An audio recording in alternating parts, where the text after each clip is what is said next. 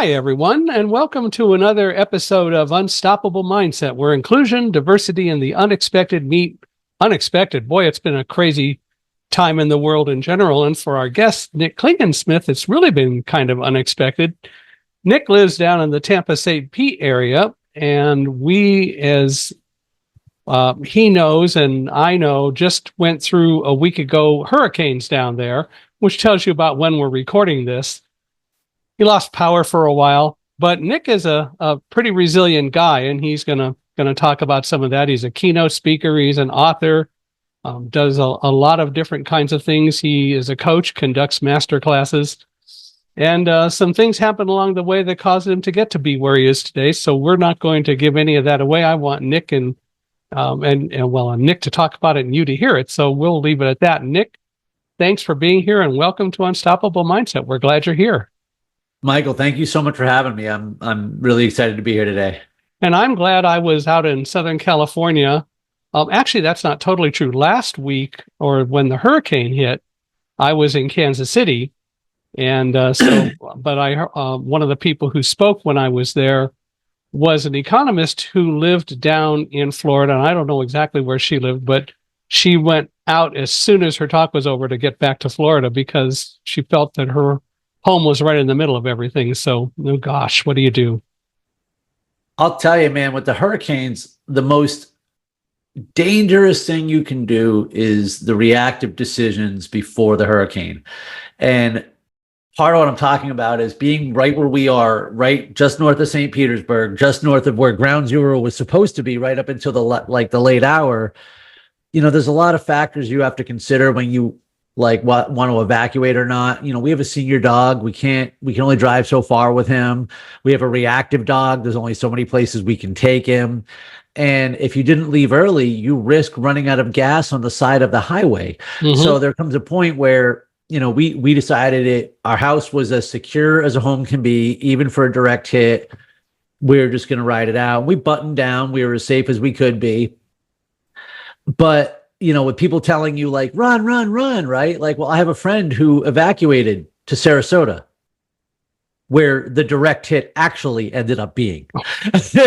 You know, I mean, where was I going to go? To Orlando? It was directly in the path of the storm. Yeah. Where was I going to go? To the mountains? Because clearly that's not so safe after all. The 72 hours leading up to a hurricane where just everybody panics. And, you know, I think honestly, and this is what we'll unpack here, what I've learned from not what I've been through, because what I've been through didn't teach me anything. It was what I had to do to put it all in perspective and to understand it. But all those lessons in resilience give you the ability to pause and make better decisions in the face of adversity. Well, and that is absolutely true. You know, should you have evacuated? Well, you know, as you said, there are a lot of ways to go. And the question is, where could you really go? You'd have to leave really early to make sure you could evacuate far enough away. But then, as you said, you have a dog that can't travel as far, and that becomes an issue. Not for nothing. This is just so you know, I'm not Florida man. All right. Right. I am about 3.5 miles from the shore. Yeah. I am just beyond like the line of demarcation. But if I was on the other side of the bridge, there's no way I would have stayed. Yeah. You know, well, you know, you can only do what you can do and decide what you can decide. But the real issue, as you point out, is being able to pause and analyze it. And one of the things that I love to tell people is I love information.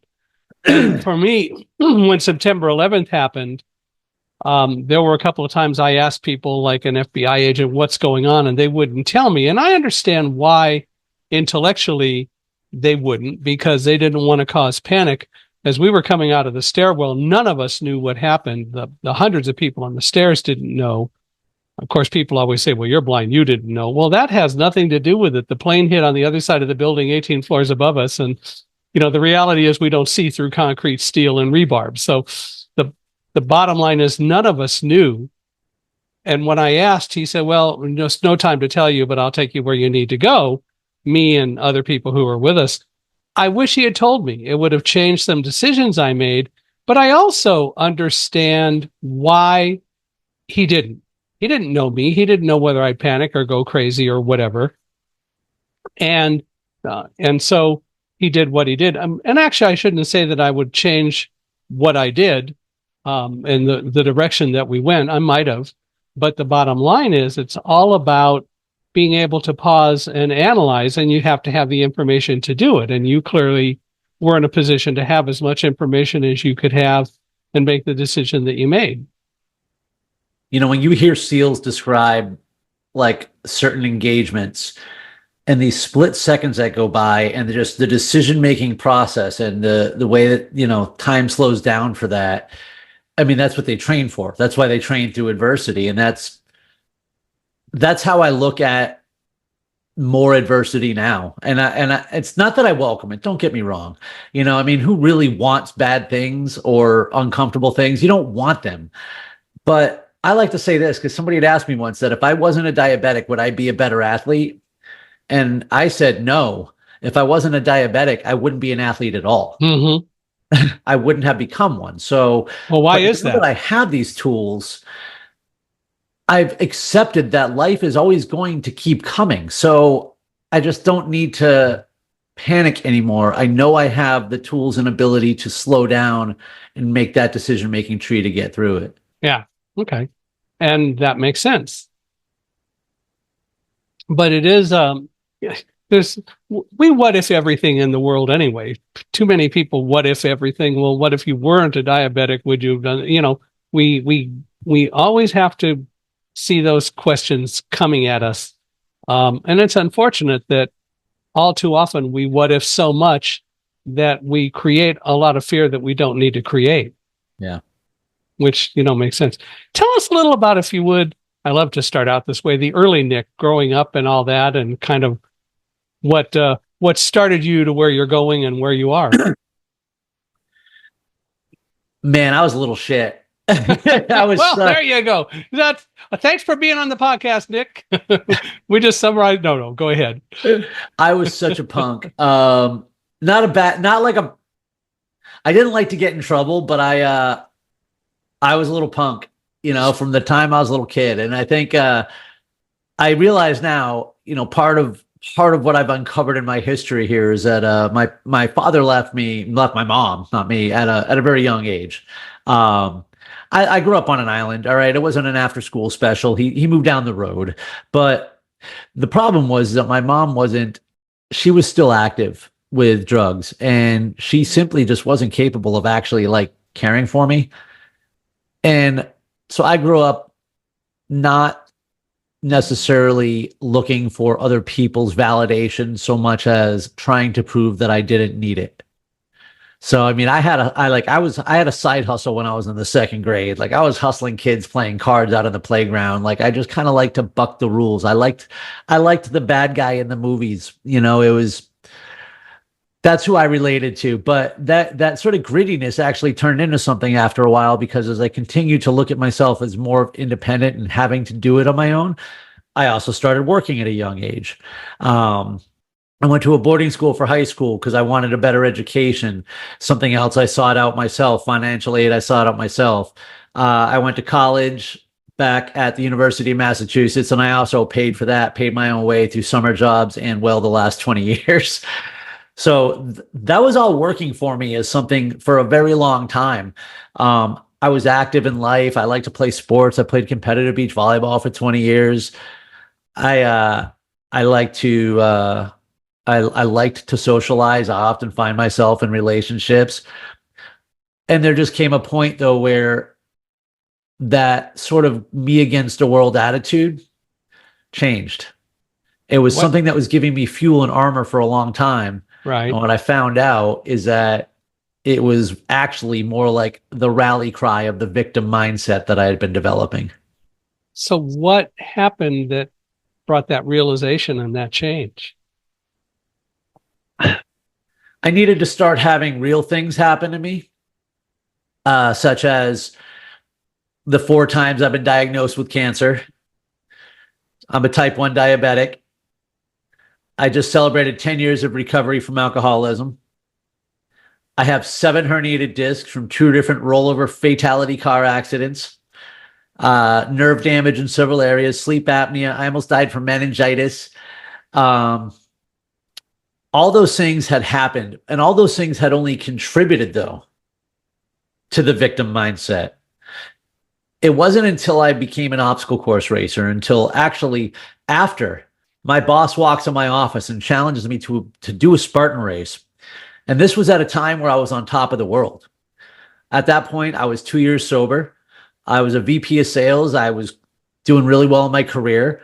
I was in a new relationship with an amazing woman that's now my wife. And I had just decisively beaten cancer for the fourth time. And I was kind of stuck. And so when he challenged me to do this obstacle course race with him, I knew I needed a change and I didn't know what it was. So I said yes to this event. And it was through that process that I began to defy everything that I had previously believed about myself. I had created such limiting beliefs. I had created this narrative, again, me against the world. I'm the victim, poor me, right? I was convinced that I couldn't run because of my diabetes. I couldn't adventure because of my sleep apnea. I'd always be a piece of crap because of my addiction. When I went out there and I did my first obstacle course race, I'm out there in the woods, crawling under barbed wire, carrying heavy objects, climbing up ropes, swinging from things, just like a little kid out there in the world with no fear and no doubt. And it wasn't me against the world. It was me in the world. And I felt just liberated. And I realized that everything I had convinced myself before of that had been a lie. And I didn't know yet what I had just, told you about the victim mindset. It was just that at that point, I realized I was capable. I had this blank slate in front of me. And so for the next 6-7 months, I got into this world of endurance sports and obstacle course racing, and I was improving through better nutrition, better exercise, yoga, meditation. I was improving through mind, body, and spirit in all aspects of my life. And that's when I was in a second car accident. And that's where I got several more of my herniated discs. And that's where I got nerve damage. And the same day that happened, my cat of 12 years died. And 10 days after that, the lady who hit me died. And even though all I was doing was sitting at a red light when that happened, I felt responsible. And I was home a couple weeks later, just heartbroken and devastated. The last 6-7 months have been like a dream to me. I felt like I was becoming this better person in all aspects. And now I felt like it was being all taken away from me. And you want to give up.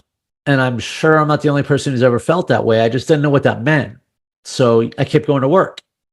So I keep taking showers. I keep walking the dog. I keep meeting my responsibilities. And so I decided to put another race on the calendar. And when I was trying to train, I wasn't in it. And I was listening to this like motivational compilation on YouTube. This guy's going back and forth about, are you a survivor? Are you a victim? Are you a victim or survivor? And that's when I realized that even though I had already been progressing and I had just like found this newfound lifestyle, that I was still playing the victim. I was still saying, woe is me, why me, why me?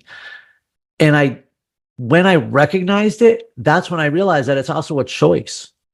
You may not have chosen to be a victim, but you do choose to remain one. And I decided that at that point that I will not be defined by my adversity, but rather my triumph over it. And so it's been a decision. I have to, there's only one way I can tell that story, and it's the long version. Nope, that's fine. One of the things that I realized during September 11th, and it was partly because, as Tower 2 was falling and I was running away from it, one of the things I said to myself was, God, I can't believe that you got us out of a building just to have it fall on us. And I'm a guy who has a lot of faith and so on. And I don't tend to panic, but I said that. And then immediately I heard in my head a voice as clearly as you hear me now that said, don't worry about what you can't control. Focus on running with Roselle, who is my guide dog, and the rest will take care of itself. And I've adopted that mindset, which is really what you're saying. Focus on what you can control. There are things that happen to us that we didn't and wouldn't have any control over them happening. I'm still yet to be convinced that we truly could have predicted September 11th as a country and stopped it. I don't think that we had the information, which says something about what a team dedicated to trying to create so much chaos and destruction was able to do because they functioned as a team. But the bottom line is that they did what they did. I don't think we could have stopped it. But what I do have control over is how I deal with what happened. I couldn't control what happened, but I can deal with what happened. And I think that's the important part of it. I think part of what it's not that you can deal with it. I think the difference is you recognize it as yours to deal with. That's the first step. Too often we refuse to recognize that we have an option just because we don't like the options. And dealing with it, we have to accept whatever happened. I have to accept that I'm a diabetic. I said this in a speech the other night. I said, I'm not to blame that I'm a diabetic, but when I take responsibility for being diabetic, I can be an ultra endurance athlete. Got to accept our starting line, whatever that is. And there's a friend of mine. She's also a diabetic. She has a kind of a special something I don't really understand diabetes thing, but she struggles because she tries to control it instead of just manage it, or instead of live with it.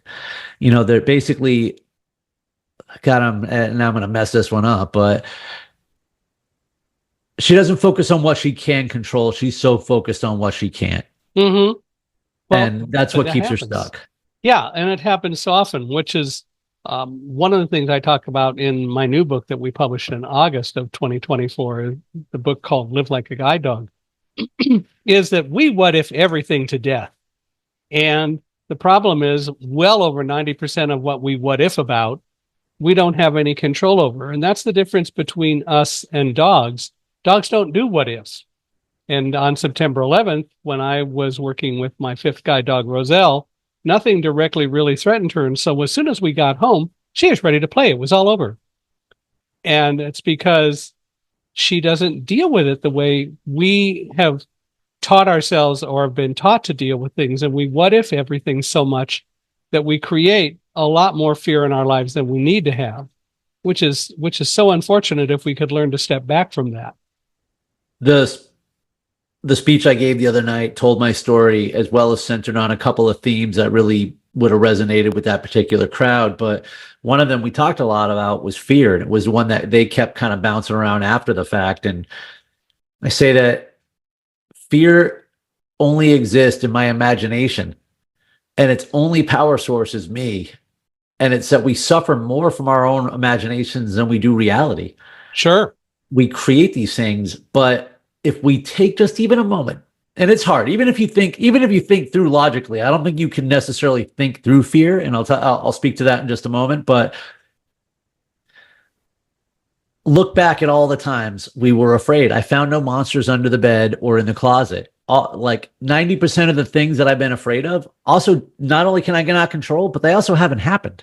Right. Most of them will never manifest. That said, the reason I think that you can't even though you should be able to logically think through fear and understand that it probably doesn't exist, fear also hits on our emotions and stuff like that. So I do believe that we can then move beyond fear, and therefore action is how we conquer fear. Well, I think that I guess I differ just a little bit. I think fear is a real thing in a sense, and partly it's a physiological reaction. I will never tell people not to be afraid, because I don't think that overall we can do that. But what I tell people absolutely is you can learn to control fear and use it as a very powerful tool to help you if you choose to do that. Fear is something that can cause you to focus, or if you don't learn to control it, it will overwhelm you, or as I put it, blind you or paralyze you. But it is there. And maybe the time will come when we can completely eliminate the concept. But mostly it's there in part because it's a physiological thing that we also encounter. But again, you mentioned the SEALs earlier, and they've learned to control fear. they're not going to tell you they're not afraid, but they're going to tell you that they can control it and use it to their advantage. We don't differ at all, by the way. Because I didn't say fear itself isn't real. It's our fears are liars. Those most of the Yeah. time are the manifestations Yep. of the doubt. Fear, of course, is a real thing. Here's what I like to say, okay? I'm with you. Yeah. Because Go ahead. I'm afraid of snakes and heights. Yet I spend my weekends crawling around swamps and climbing up mountains, but it's not because I'm unafraid. It's I move beyond the fear. I do it anyway. And I'm still afraid. I'm never going to handle a snake. If I see one on the course, I'm going the other direction as fast as I can. It's just that I have to find a way to not let it prevent me from living my life. And so I look for those things to, whatever I step into fear, I make my world broader. But I don't know if you ever read the book Fear is Fuel by Patrick Sweeney. Great book. But he really talks a lot about the difference between fear and courage, or being fearless, you'd have to be a sociopath. Yeah. You'd have to have a complete disconnection from reality. And plus, Right. like you said, fear is very healthy. It is a good idea to fear the hot flame over the stove. Yep. It's a good idea to fear the Mack truck going down the highway if I want to go run into the street. Also, fear can be an indicator. When I was afraid for my job, I knew it's because I wasn't doing it.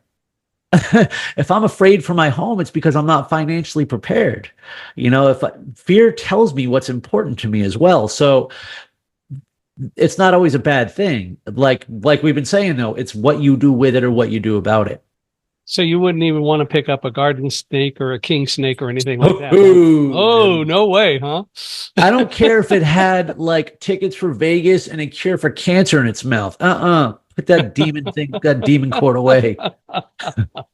Well, I have played with some snakes, but I also recognize that they're not like me, and you have to be cautious even among the most non-poisonous snakes. And that is something that we have to deal with. But I guess I don't fear them.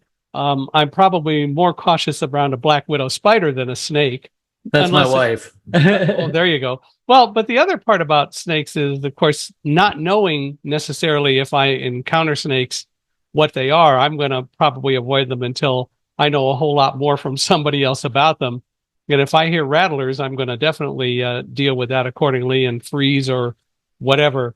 So that's why my fears are rational, because you would be naturally afraid of the potential consequences of the snake, which is what we should be afraid of. Right. If we're afraid of something, right? I'm afraid of the snake. I'm afraid of its sheer existence.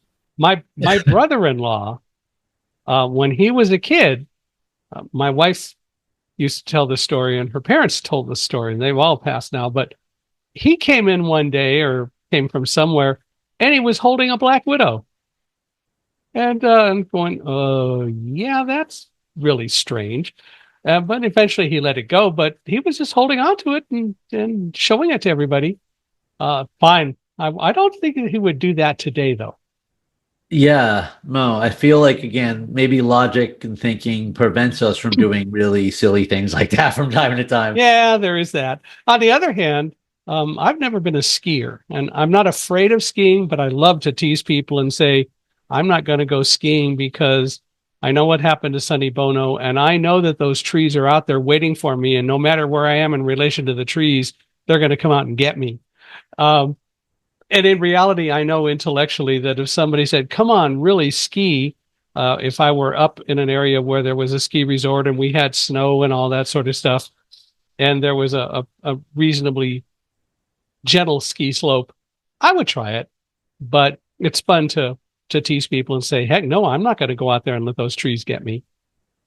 I think what you just said is kind of important, because I look at it like hot sauce. All right. When I was younger, I could eat the hot of the hot. Nowadays, not so much, but I still enjoy hot sauce. But if it gets too hot, I can't enjoy it at all. It will ruin the entire meal. I can't even eat it. Mm-hmm. And that's sort of where the fear comes in, or doing things that we're fearful of, because if you just throw me right into it, that's not going to be exhilarating. And that's not going to be something I'm going to come back from and want to do again and say I conquered that. That's not going to expand my universe. That's going to send me crawling under the bed. There used to be So yeah, if you don't like to ski, if you're afraid of the trees, the bunny slope is where you need to be. well, having never skied, I would want to start out there anyway. But I know intellectually, I'm not really afraid of it. I've just never really been around skiing. Now my wife was in a wheelchair her whole life, so we really never were up visiting her brother, my brother-in-law, or in any other area when we were really around in a skiing environment, which is what it's really about. I would never avoid skiing, but it's just not the thing that is the most exciting thing for me to do. I've ice skated in my life, and I was out on an ice skating rink for a few hours, and at the very end, I fell and sprained my ankle, and I haven't really been ice skating since. But I'm not afraid to go do it. It's just, again, it's not something that I've done. But I think life is an adventure, and I love to explore things. And you mentioned hot sauce. There used to be a show on Food Network with Bobby Flay, and now I'm forgetting the other guy who was, I'm blanking out on his name, but it was called Grillin' and Chillin'. And he was from, he owned a restaurant down in Philadelphia called Jack's Firehouse. And we ended up having to go there. We ended up going there, didn't have to go there, but Karen, my wife, and I went there. They have something there which is made of the hottest peppers and so on that you can imagine. It's called hot lava. And they bring you a bowl of it, and I touched my finger to it and then just tasted my finger, and I went, I'm not going to eat that stuff. That's just too hot for me. But again, I can say safely that if I had to, because I didn't have any choice, I wouldn't be so afraid that I wouldn't do something like eat it if it had to be on something to make it edible or whatever. But I do think you're right. I think that fear is really all about what we do and how we learn to control it. And that's the important part about it. And all too often, we just don't learn to do that. And so, as you point out, well over 90% of the things that we fear never will come to pass, never have come to pass. And we're just the ones who are creating the environment that makes it so much scarier for us. Well, so are we really afraid of the thing, or are we afraid of the consequences of the thing? Yeah.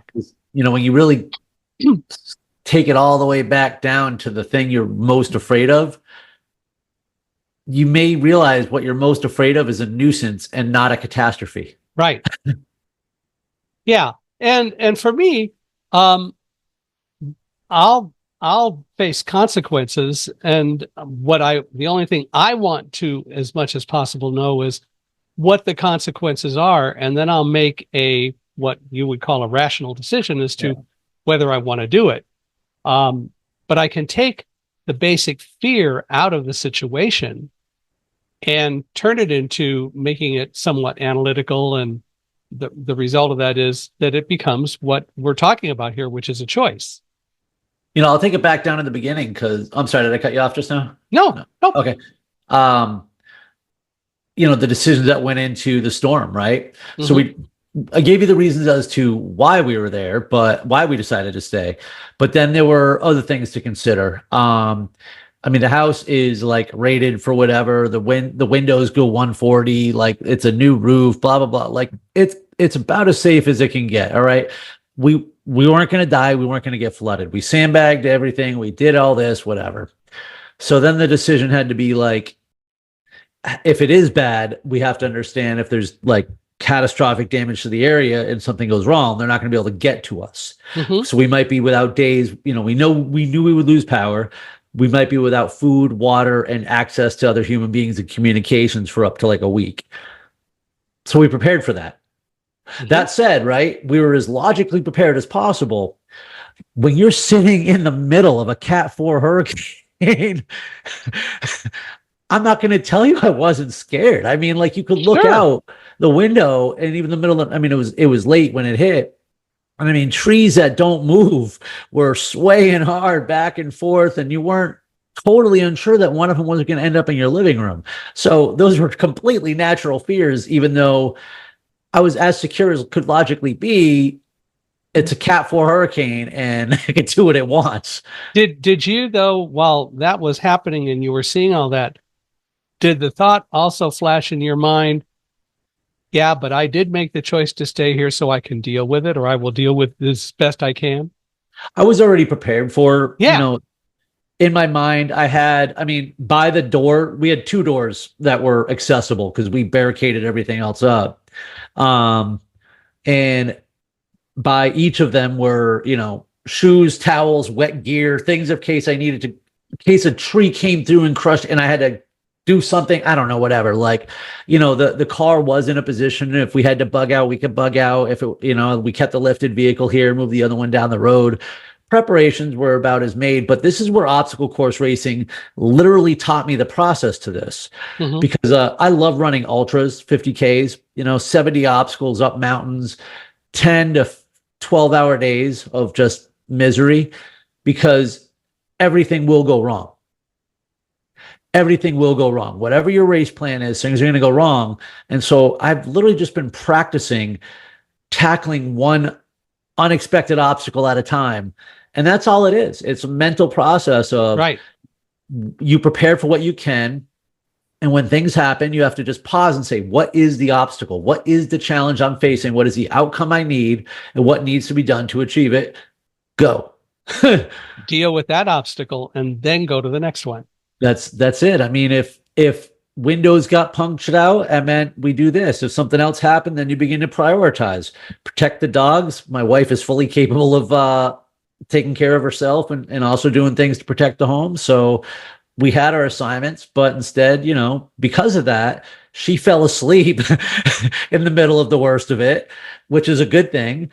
The dogs were comfortable. Nothing bad happened. And we lost power, but whatever, that happens. I was in a sports car rally once, and I was the navigator, so the course, the instructions were in Braille, and I started to read it, and I was reading to the driver so that the driver followed directions, and I started to get a little bit ahead, and the driver said, "No, don't do that.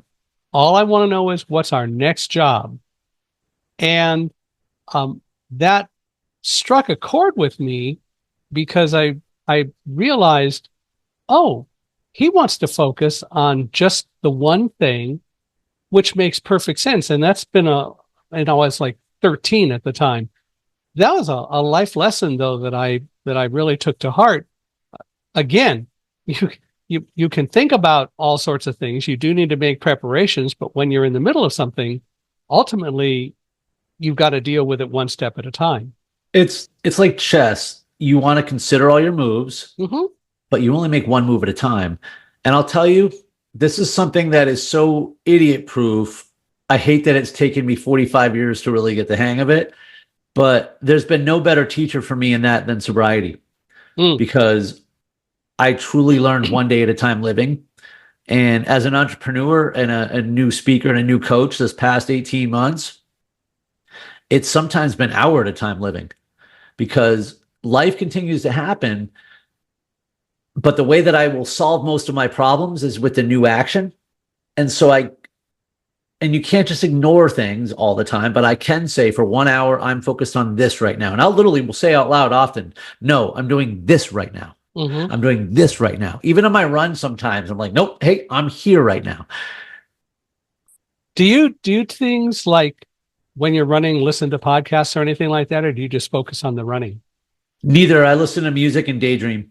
Okay. Well, so you do other things while you're running. Okay. I shouldn't have just said podcasts, but rather I pay attention to, because I run by heart rate. So it'll be like 10 minutes at this zone, 10 minutes at this zone, back and forth. So I have to pay attention, but I set my watch to heart rate. I don't even look at the pace. And and so I have to monitor that loosely every, just a little bit at my watch. Also, I will have to look at my diabetes, my blood sugar, every 10 minutes, 15 minutes or so.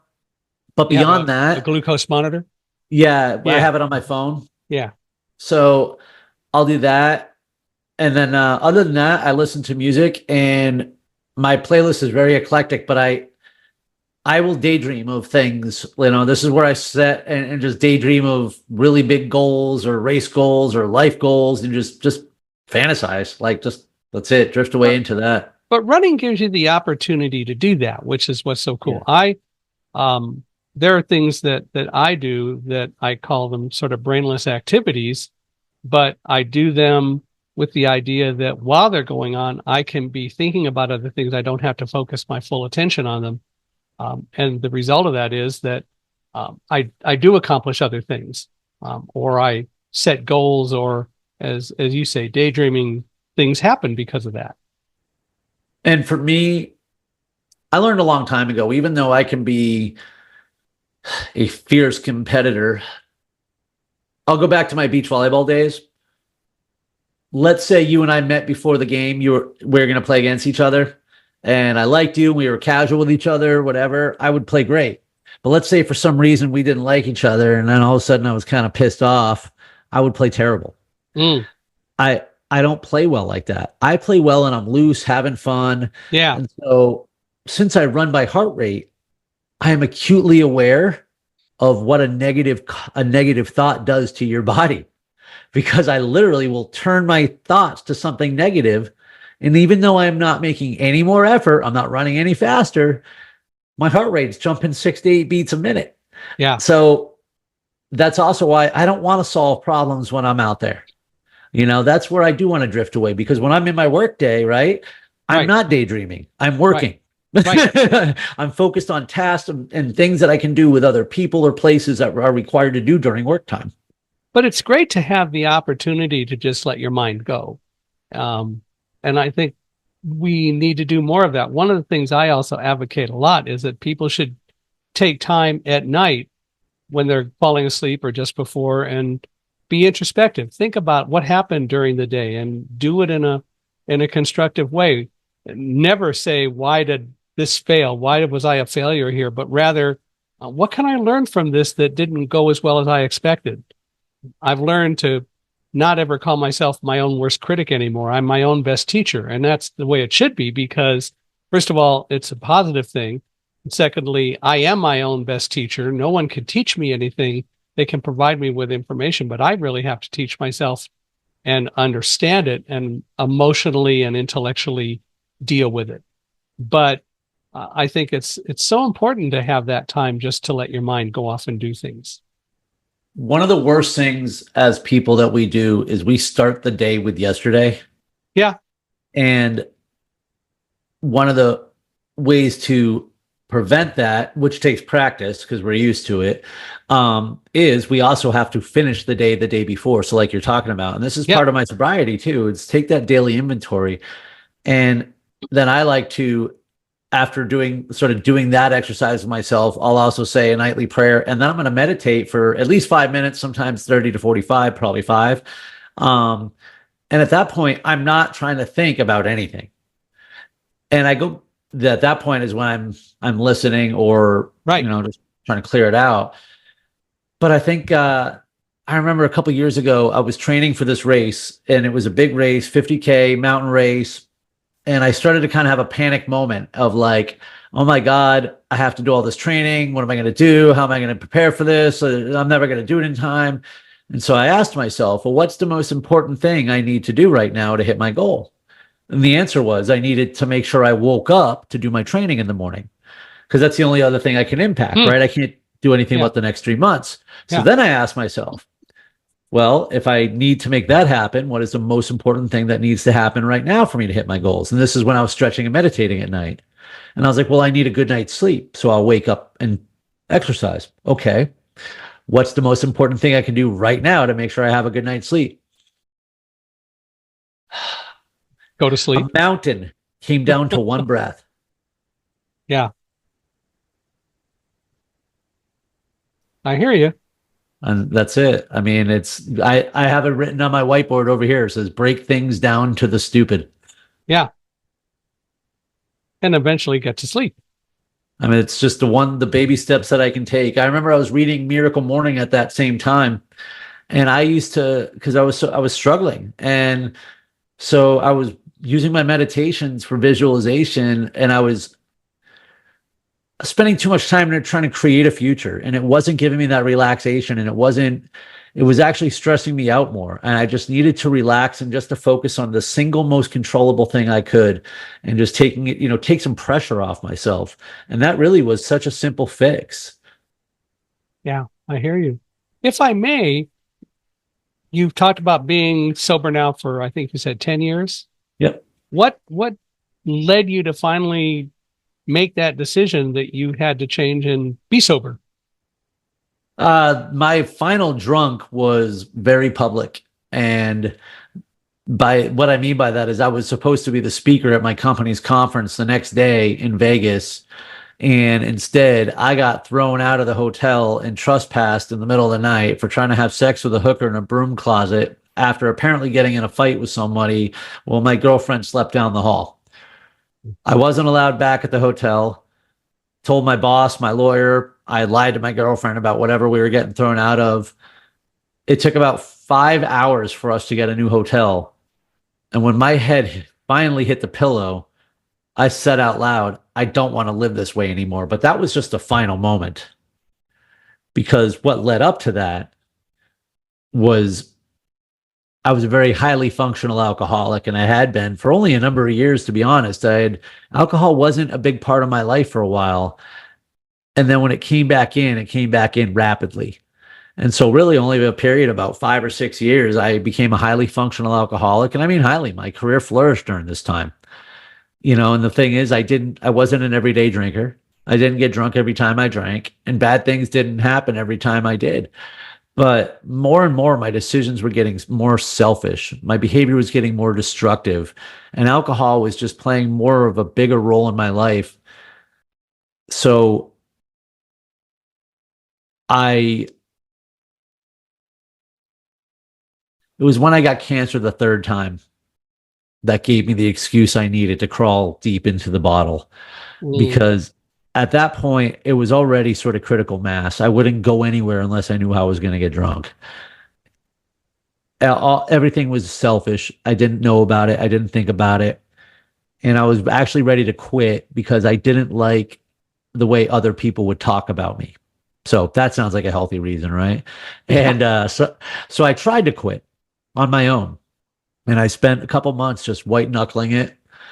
And I tempted fate, and I went to every happy hour. I threw beer Olympics in my house. And I think I wanted to prove that I could do both without, be who I was without being who I was. But what I also didn't realize at a time, that alcohol wasn't the problem. Alcohol was just a symptom. Who I was the problem. And so when I got cancer for the third time, they told me they couldn't operate. Spoiler alert, the tumor's still there. It's been there over 10 years, but that gave me an excuse to crawl deep into the bottle. And so for about a month, I was drinking at that point, because who's going to mess with me, right? I have inoperable cancer. That was the excuse I needed. And that's what really led me to take the gloves off, which led me to Vegas. So I tell you this, cancer saved my life, because I would have died from my drinking long before I would have died from the cancer. Yeah, I hear you. Well, you said that you recognize that you didn't overcome adversity, you survived it. What does that mean, and how do you overcome adversity? To understand surviving it is when, how do I say it for someone else?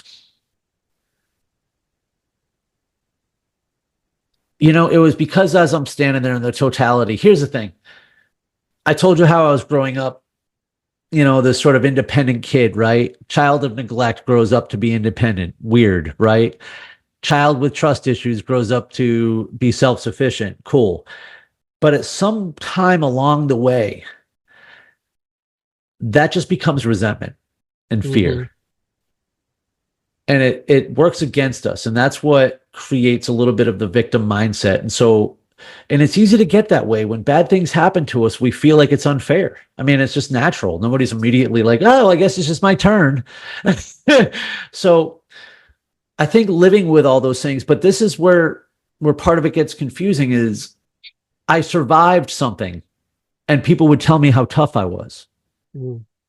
All I did was not die from cancer. I didn't do surgery. I didn't prescribe treatment. All I did was not die. Mm-hmm. I didn't cure cancer for anyone else. So I survived it. I didn't overcome it. All I did was show up to a doctor's appointment. Like, I'm lucky that I got thyroid cancer and not prostate cancer. That's it. So I didn't overcome anything. I'm a diabetic. I'm still diabetic. How did I overcome diabetes? By having it? No. So I was surviving it. All I was doing was being diabetic. But the mindset of thinking that, man, maybe when am I going to get a break? All these things keep happening to me, happening to me. When you think that way, you're not overcoming any of it. You are just surviving it. And you know what? God bless you, because I know it's hard for a lot. People go through a lot, and it's sometimes hard to handle. To overcome it, though, we have to do something with it. Mm-hmm. That's how you overcome it. I'm a diabetic who helps other diabetics realize they can be ultra endurance athletes. I race with the words "fuck cancer" written across my chest. I'm currently fundraising for the American Cancer Society for Men Wear Pink. I do what I can to help other people who are hearing cancer. I have cancer for you have cancer for the first time. That's how I get back there. I try to help other alcoholics recover and get sober. I write books and share about my fears and things that other people can relate to, in the hopes that they too can overcome those obstacles. And that's how I overcome it. Those things lose power over me now. Yeah. And I think that last sentence is the real key to the whole thing. You're not giving them power.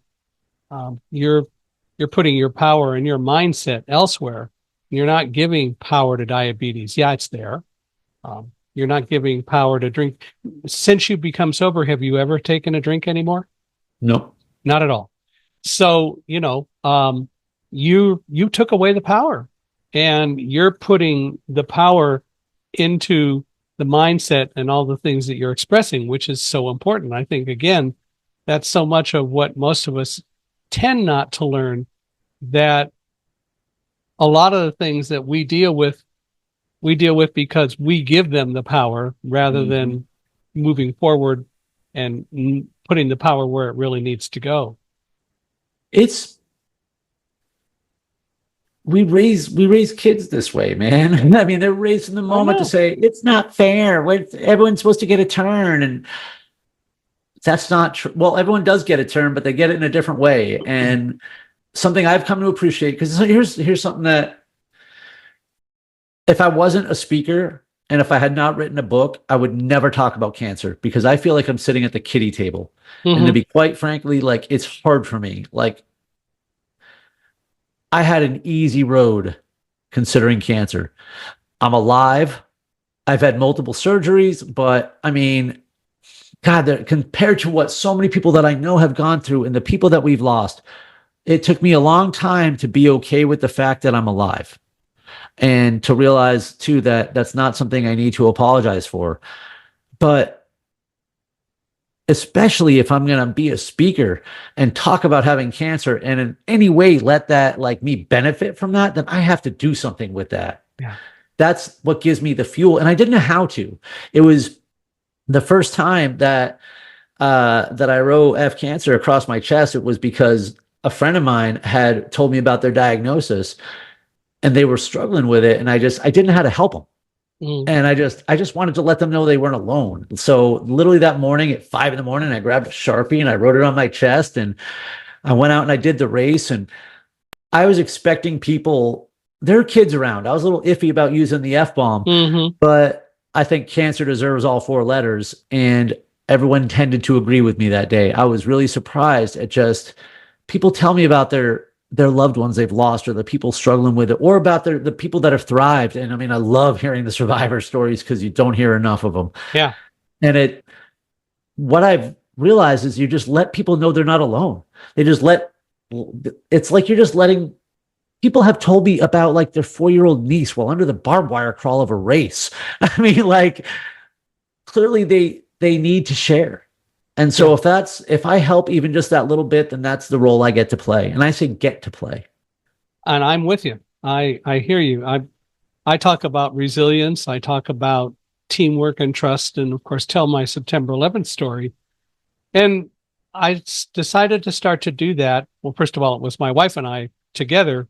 We decided that I should do that because if we could help people move forward from September 11th, and then of course later from so many other things, teach people that blindness isn't the problem they think it is, and teach them about guide dogs and other things like that, then it makes life worthwhile. So I love to tell people today that what we decided was that selling life and philosophy was a whole lot more rewarding and satisfying than managing a computer hardware sales team and selling computer hardware. And it is. The other night, the conference I spoke at was a sales conference for a company in the logistics industry. But I've been in that industry for 20 years. I've spoken at least at a dozen conferences. However, all of them except this one were on sales or logistics. Mm. This one was on fear and overcoming adversity and finding purpose in your team and just thriving and leading the charge. And it was such a different experience and so much more fulfilling in that 45 minutes than any of the time I'd ever spoken on another stage. What do you think is your greatest strength as a speaker? What do you really bring to speaking that makes you so successful at it? I think that this will change over time but I'm going to say right now, it's simply my authenticity. Mm-hmm. And maybe not even that may not even change over time, but I'm very raw. I'm very vulnerable. I hold nothing back. And the thing I hear most about myself is that I'm relatable. And so I would say that would be a differentiator, especially if you consider, and this isn't a bad thing for someone who is far more known or professional or more of a brand name. It's not like they're not being raw and authentic, but it gets lost on their audience over time, and when they're more mainstream. What do you think the most powerful technique or tool is that you use that people do relate to in speaking? I speak directly to them and share personal stories. And I mean, that's it. When I say I should send you the link later, but the talk I did the other night, maybe it's nervous energy, but I am just back and forth, back and forth, back and forth, back and forth. But I'll tell you what, I made eye contact with every single person in that room every other second throughout the thing. I speak to them, and they are personal stories. Then they're completely naked. There's nothing that I won't hold back because, who I am now, the obstacle course racing, book writing, none of that matters. Mm-hmm. If I'm not completely honest about who I was. If I try to sell myself as having been someone else or something else, then I'm not going to help anybody. Yeah. Well, and I find as a speaker that stories, and they have to be authentic, it has to be you, but that stories make a difference. And I've been in situations where a speakers bureau hired me to go and deliver a speech. And I get there to find out that the speakers bureau was totally inaccurate and incorrect as to the kind of the organization that it was that I was going to speak to. And it taught me to learn that I have to customize every talk I give, and I need to be able to adjust, if you will, on the fly. Sometimes in the case of one particular talk that I gave, it was a totally different kind of environment than what I was led to believe. Fortunately, I could find stories to tell these people that showed that I related to them. And I got invited back to other parts of the organization later because of that. But I think that stories are the most important thing that we as speakers can bring, and they have to be true. They have to be authentic. Can't make it up. People can see through that a mile away. I feel like I have to tell the Vegas story. It's the lowest moment of my life. And if it also just speaks to all of it in one incident. So it's kind of like it, but if the person who needs to hear it, I don't want someone to just see who I am now and not relate. Well, this podcast is all about unstoppable mindset. What are some ways to develop an unstoppable mindset, do you think? For one, we got to go through it to get through it. We have to develop what we've been talking about, this sort of obstacle immunity, or at least this understanding that there's always going to be a next challenge. If we ever think that the mountain will be climbed, we can't be unstoppable. We simply have to accept that the purpose of life is to continue to climb. Um, that's one thing. And how do we keep doing that then? Achievement. I'm highly achievement driven. You can call it motivated, but I don't think so. I have to look for carrots. So whether it be personal, professional, physical, mental, emotional, spiritual, some sort of development is also how we continue to develop that unstoppable mind. Because the only way to be we can't be 100% unstoppable. We always have to continue to progress and to toughen up and to keep moving for it. One of the things, though, that has to be ultimately critical, and people talk about this, but I don't know if they really spend enough time on it. Self-belief is the gateway to an unstoppable mindset. You have to believe it before you can see it. Yeah.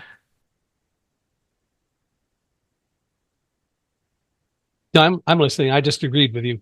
Yeah, no, I know. I was cutting. I was stopping.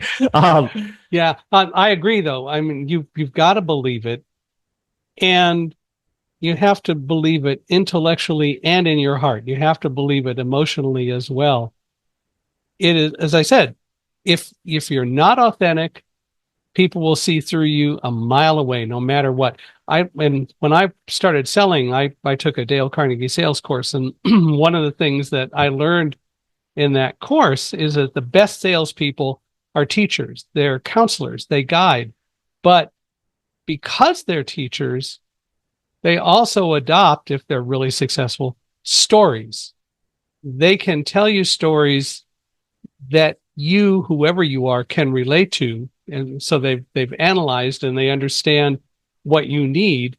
And they can tell you stories to show you why what they have will work, or the other side of it is won't work. And I've had that situation happen where I've been selling a product and went into a meeting and learned that clearly what we had didn't work.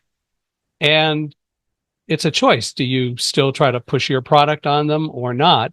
And I think that that's the worst thing that you can do, is to push a product that's going to jeopardize any relationship you have. And I've told customers in the past, here's why my product won't do what you need. Here's what will. And the result of that has always been calls later that say, we really appreciated what you had to say. We've got another opportunity and you taught us what we need to know. Your product is perfect. We don't want to put it out to bid. Just tell us a price and we'll order it today. In the book I published a couple months ago, Selling Inspired, I actually talk about what I call being a barstool salesperson. Just tell personal stories. Like, pretend you're at the bar talking to the prospect and convey those things, because people do want to buy from people. These days, it's tricky because they are heavily gravitated towards convenience. But so we have to change our approach on how we get to know them, or more importantly, let them get to know us. Especially if you're buying virtually, like a lot of people are these days. It's not, the barstool salesman has to become a social app salesperson, essentially. But people buy from people. Make it easy for them to get to know who you are. Connect on a different level, because I mean, I'm even part of a Spartan group. Excuse me. There's about 15,000 of us in this Facebook community, and we are very strict about not promoting businesses and services and stuff like that. You know, this is supposed to be about obstacle course racing, tips, tricks, positive vibes, whatever. But I recently suggested, and we just actually implemented something that we're calling it the what is your profession? Because there's 15,000 people. Now, I don't know the 15,000, but I'm actually close. I know several hundred, and I'm actually close with several dozen. If any one of those people has a service that I need, I'd rather buy from them. Sure. And if any one of them is like, hey, I do this and that, they're getting the message from me. Like you just said, hey, Michael, can you do this? Here's my email. Send it. Done. Yeah. Yeah. It's still connectionalism. And no matter what, you've got to be able to connect, or you've got to create an environment where people want to connect with you. Again, though, that has to be authentic. You can't just fake it. That'll never work. It's actually it's hard for a lot of people. Now, I've been lucky for a while because a couple things. Going back in time, I've actually just been highly passionate about sales. So as far as like social content, I'd post sales stuff, whatever. Mm-hmm. But I say that I'm lucky because of my story. I mean, that would be like you saying you're Sure. lucky because of your story. And what I mean by Right. that is we have something different to talk about. I don't have to talk about being a speaker. I talk about things that are helpful to other people, and it just makes it easier to engage. Now, with like one of the guys that I'm coaching, he has no earthly idea how to start building or putting out any sort of content. And I'm like, bro, what do you like? He's like, just, and so he actually posted something about the NHL that night. And it got decent content and feedback because I was like, he's like, isn't that what LinkedIn's not for? I go, shut up. If we were at a standing at the bar together, like having at a networking event, I don't want your spec sheet from your company. Yeah. I want to know what you're interested in and get to know you. So tell me, let people get to know you. That's it. Because when they click on your profile, if all they see is your business brand, they're like, okay, great, moving on. Yeah. It is. It is crazy. You talked earlier about how we bring up kids and we bring up children in such a strange way. They don't learn to overcome fear. They don't learn authenticity. They watch us and they don't learn it. Yeah, I don't know a lot of adults being great role models. Yeah, I hear you. Well, so to end this in a sense, what would be some advice that you would pass on to adults who might be listening to this? I guess kids too, but what kind of suggestions or advice do you want people to take away from all of what we've talked about today? I'm going to actually go right to the thing with the kids because I spoke about this when I spoke to a middle school in New Jersey, and it applies here.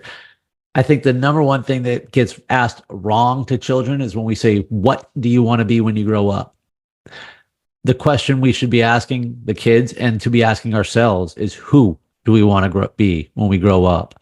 Yeah.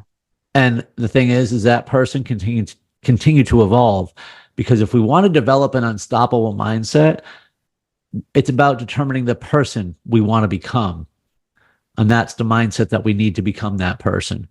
But our professions, our labels, our statuses, not only are they superficial, but they will be things we will not care about one day, and they're the wrong goals to have. Yeah.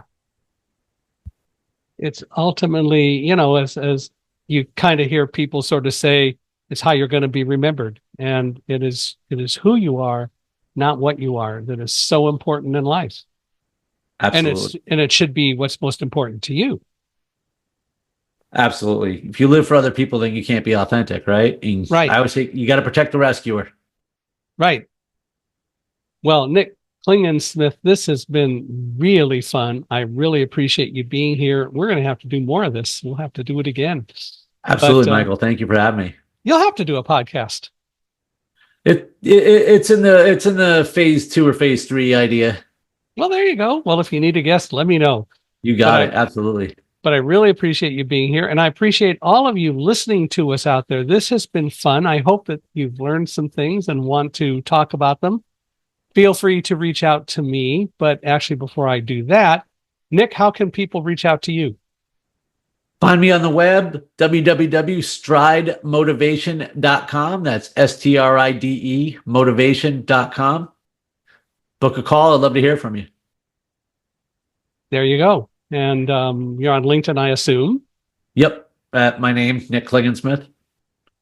Well, if you'd like to reach out to Nick, now you know how to do it, stridemotivation.com.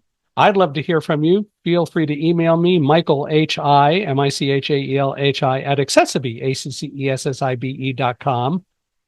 You're welcome to go visit our podcast page. Hope you'll do it. It's www.michaelhingson.com/podcast. And Michael Hingson is michaelhingson.com/podcast. Wherever you find us, we sure would appreciate it if you give us a 5-star review after listening. We value those reviews. We value your comments and really want to hear from you in every sense of the word. If you know anyone who you think would be a guest that we ought to have on the podcast, let us know. Nick, you as well. If you know other people that you think we ought to talk to for whatever reason, we'd love to hear from them. Feel free to make introductions. But most of all, I want to thank you for being here today, and we appreciate your time, and let's do it again. But thanks very much for being here, Nick. Thank you again.